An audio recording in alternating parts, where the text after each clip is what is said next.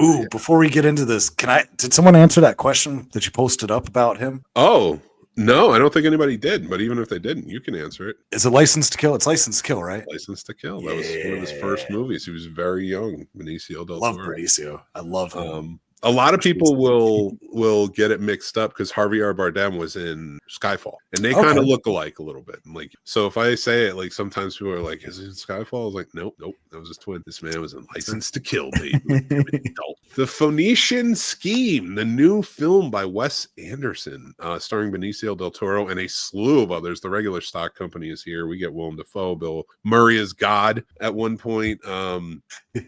Just everybody's in this. Michael Cera is one of the stars of this movie. Like, a lot of people show up from the Wes Anderson stock company, and it is, I gotta tell you, like, this was just one that, it's got 2.5 out of 5 for me. It wasn't great. Like, all right, I have a big problem with Wes Craven as of late. But before we get into that, just to tell you guys a little bit about the Phoenician Scheme. The Phoenician Scheme, and Benicio del Toro plays Corda, who is like an arms dealer and an industrialist, and he goes about and he makes deals with all these different countries, supplying them arms and stuff like that. And then for the most part, you find screwing them over. He's not a very good person.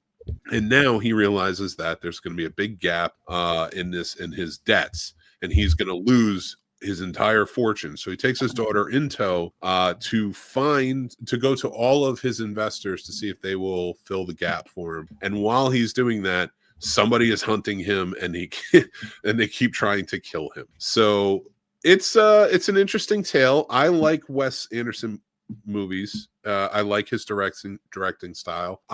I really enjoy his art direction. The entire production design of the whole thing is brilliant and amazing, just like he always is. There's a fun story to it. I wish it gets a little convoluted at times, too much, like Wes Anderson does as of late. And I think that's like a big part of that is because there's so many characters that in his stock company, like, he's not even using everybody that he normally uses, but it's still like a stacked cast, and he believes in a plethora of characters in the scene at any given time. People you'll never even see their face most times, and like, he loves that style of it with his sets, and I appreciate that from him. My biggest issue with the Phoenician Scheme and like Asteroid City and other Wes Andersons as of the last 10, maybe 15 years, this man can direct the hell out of a movie. He can write a movie, and they're always going to be interesting, but he's lost the soul of it. There's no humanity in any of these movies. They are very much, each story is rooted in humanity. It's rooted in change and is starting as one thing and becoming something different. And it works. And with any type of emotion or humanity to this movie would probably win Oscars. The last time I saw a movie that Wes Anderson made where I saw a lot of heart, a lot of humanity in it, was The Grand Budapest Hotel, and that was Ralph Fiennes bringing it to the role. That's not to say that any of his movies aren't good. I do like his movies. My problem with the Wes Anderson scope of things in these movies now is that, like, you go back and you watch a Rushmore, or in my opinion, one of his best, Royal Tenenbaums. Yeah. You have quirkiness. There's quirkiness everywhere, and that's highlighted and beautiful, and he does it perfectly. But you can't tell me there's a character in this movie that is as charismatic, as human as Gene Hackman's Royal Tenenbaum was. You can't tell me that Steve Zissou, this charming character throughout that brings a lot of care, and again, I'm going to use the word humanity because I feel like it's so important, into this role. Darjeeling Limited, like, everyone, there's so much connection and moving through. Everything feels cold. Watch these movies, and listen, he made Poison last year, which is one of my favorites. He made a whole bunch of wonderful adaptations of Roald Dahl stories, and Poison was just one of his short stories that I really appreciated and I really love. But you have these great actors. Bring your humanity back to your movies. That's why this got a 2.5 for me. It just doesn't have that thing that it used to have with these movies, where you watch them and you're like, that feels so good. All these quirky characters are still. There's a linchpin character in there that represents the audience member. I don't see that in his movies, and that takes me out of it. Did you get a chance to watch the Phoenician Scheme? What'd you think? I actually did, and my rating is about the same. I think a lot of it has to do with Benicio, just because like I said, I have a very soft spot for him. I've always loved him. I love his accent. I love his acting style. He's a joy.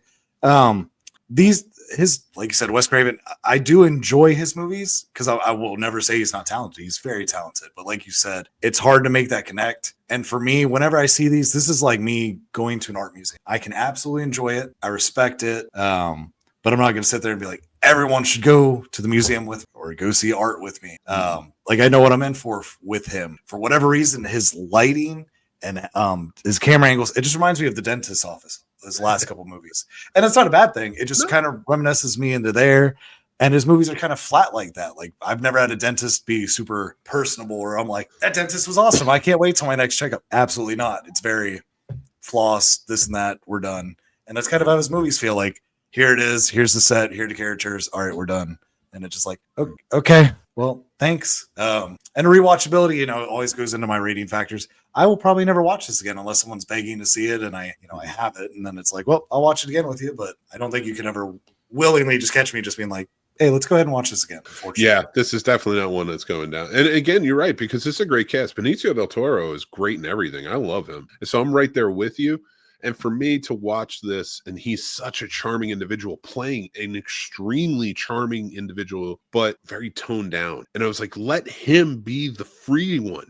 Let him take this and run with it. Let everyone else be that quirky style. Because if you go back and again watch the Royal Tenenbaums, or you watch the Life Aquatic and stuff like that, you have that one who's just not afraid to break past the quirkiness and like shove it back in everybody's face. And that's your linchpin character for the audience. Your linchpin character is like, I want to be in it with all of these quirky characters, but I'm not quirky, not like them. So how do I handle watching this? And that's why when all those characters in his previous films, again, going back to Grand Budapest and with Ralph Fiennes, everyone in the movie is extremely quirky and like handling it almost verbatim of what the script says. And then it feels like, but your main character is going off book a little and he's trying to figure out what's happening. And like, I loved that aspect of what Wes Anderson brings to his different characters in his stories, but this one just felt too cardboard. It felt like it was just going for laughs at times, and the story again was just too convoluted. It was really I get what it was trying to do, and I definitely understood not to make it a political thing, but like the billionaire style of it, of like the rich industrialists and stuff like that, atoning for who they are and like realizing that there's more to that. But that would have made more. You should have even more so, because I know who you're trying to commentary on, made him so charismatic that you can't, like, every time he talks, you're like, yeah, I get it.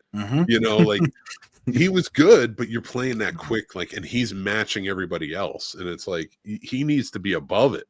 He needs to be like way above, and you have an actor who can do it. Like, yeah, nothing against Benicio. Like he can. You let him free, and it's going to be amazing. That's 2.5 for me. I see we're about the same. So yes, the Phoenician Scheme. If you like Wes Anderson, I say check it out. If you're not a Wes Anderson fan, maybe check it out, and you have nothing to compare it to.